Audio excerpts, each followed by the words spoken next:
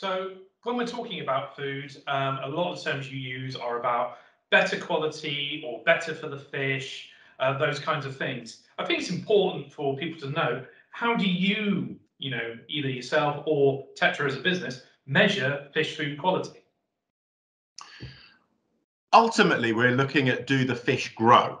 That's the sort of the ultimate signal. But there's some sort of simpler things we can look at. I mean, I was talking about the manufacturing process of extrusion giving us a much more stable particle, so it doesn't break apart.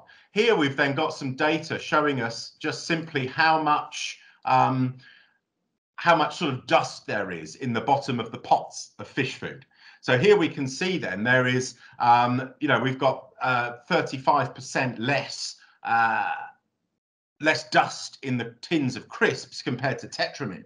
And when Tetramin was then compared to a couple of our competitors, there was still less dust in the bottom. But clearly, as those flakes are breaking down because they're so brittle, and the pots are maybe being shook around in transit, and then as the end user is then getting the pot off the shelf, unscrewing the lid, that's just going to keep breaking those flakes apart a little bit, and we're going to end up with dust at the bottom, which is not much good. We just don't get that anywhere near as much with crisps because they're so much more stable, which brings us back to the starch gelatinization in the extrusion process. So that's, but that's one very specific thing.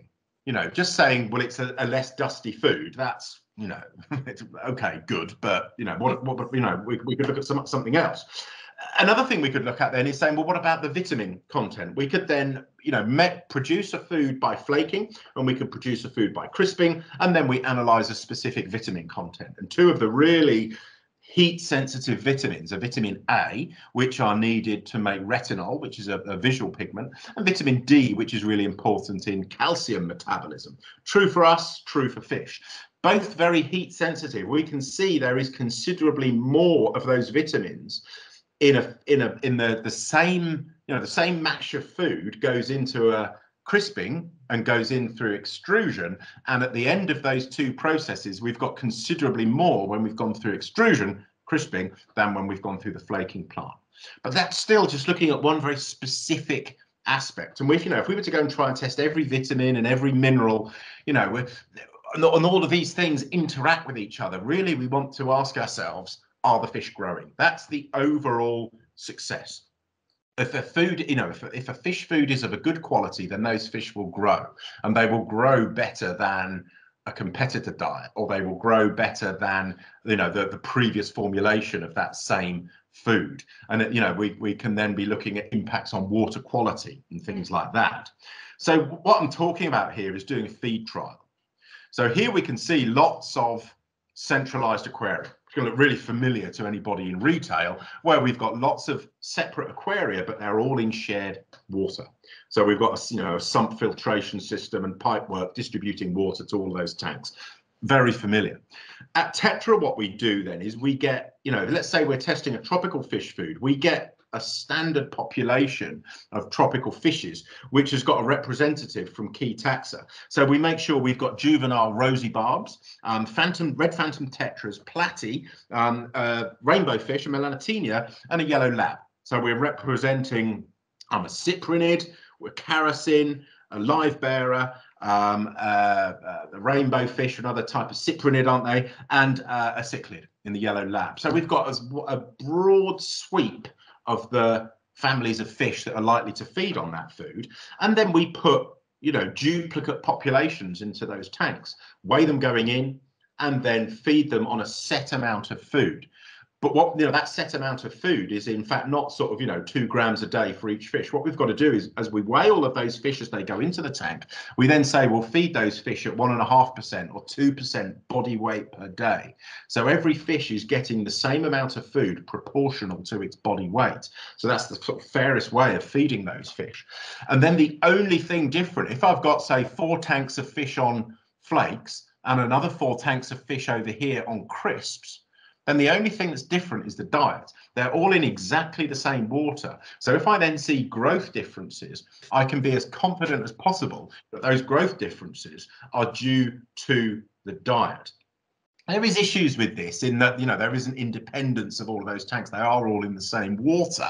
But what we're doing is giving the fish a chance to be in a completely standard environment, and then we can measure the growth. And then we can measure the growth of the barb, of the tetra, of the platy, of the rainbow, of the cichlid. And we can say, are all of those fish growing uniformly, or maybe is it having a greater effect on one taxa than another taxa? So that's how sort of the feed, no, one way of doing the feed trials. What I tend to run with our students at my university is we do a slightly different version of that, where we've got lots of tanks. So we've got 12 tanks all set up, so we can have triplicates of one diet in one set of 3 and triplicates of another diet in another set of 3. But all of these tanks are independent of each other. They're all in their own water. And this allows me to then test the impact on water quality as well. So if, all of the fish in this centralized system, they're all excreting into the same amount of water. So if the fish are growing the same, I could have got, due to an inferior quality of food, I could have got one fish on one diet producing a hell of a lot more waste, polluting the water more. I'm not going to know that because it's all going into a central bank of water. Here, the fish are in a completely independent contained system.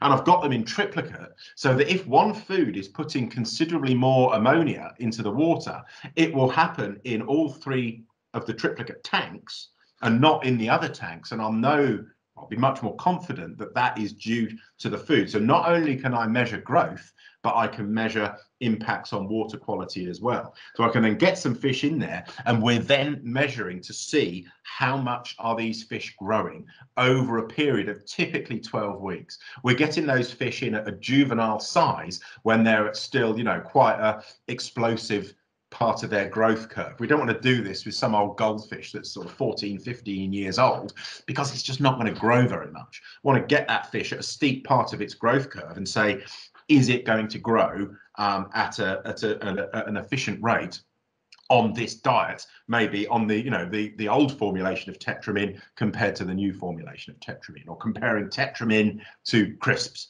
or comparing crisps to competitor diets, or something like that. So it's having that standard test system to be able to do that that's absolutely critical. Our labs over in Germany are independently accredited. So when we do tests, it's all done blind. So, the guys who run the aquarium over there, they'll just be getting different diets coming in. They won't know which is a competitor diet, which is a new formulation, which is the old formulation. They're doing it all blind and independently and sending those results back to the nutritionist. And because we're working in that blind independent fashion, those labs have been independently accredited to say, that is as good as having a test done by an independent organization, because although it's all part of the same organization, we can consider those fish labs as independent from Tetra.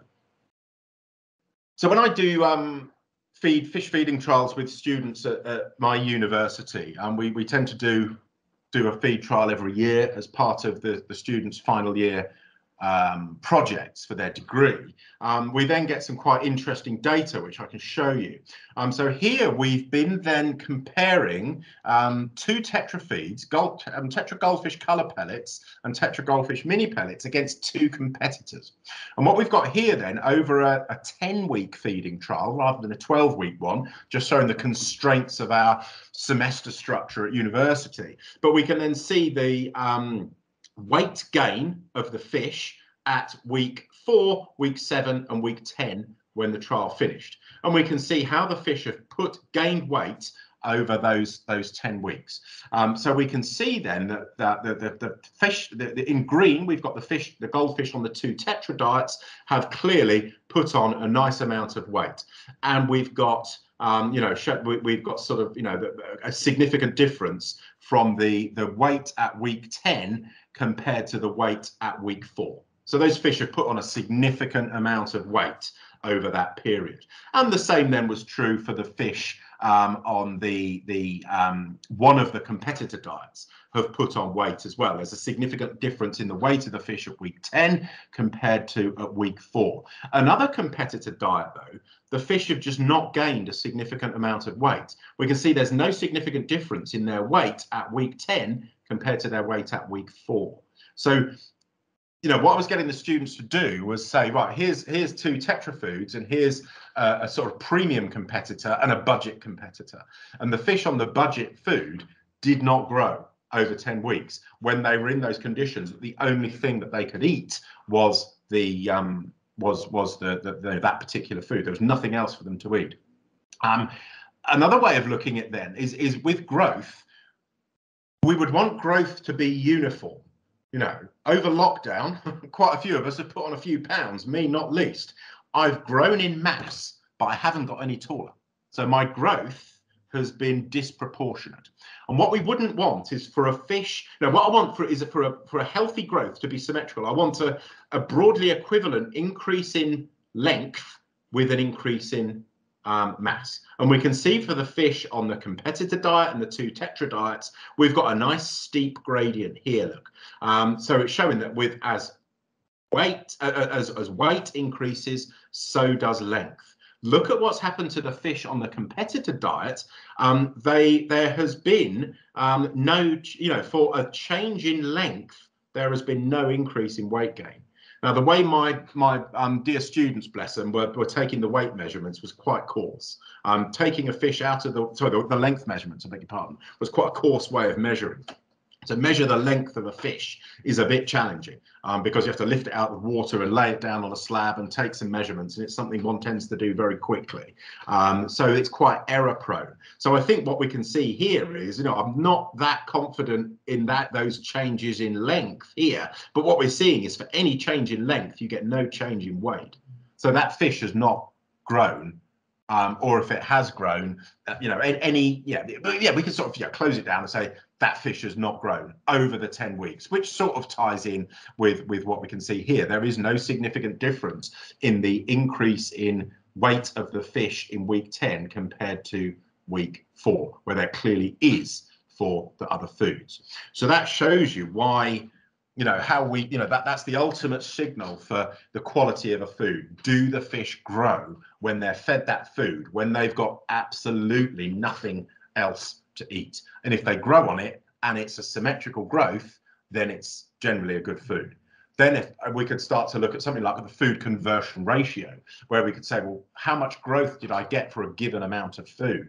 And if, we could still have got a good amount of growth, but it could have took a lot more of competitor A food to get that amount of growth than it did of the two Tetra diets. So in other words, the food conversion ratio of the competitor food was not as good as for the Tetra foods. With the Tetra food, you got that growth with less food, because we've got a better quality of protein in that food.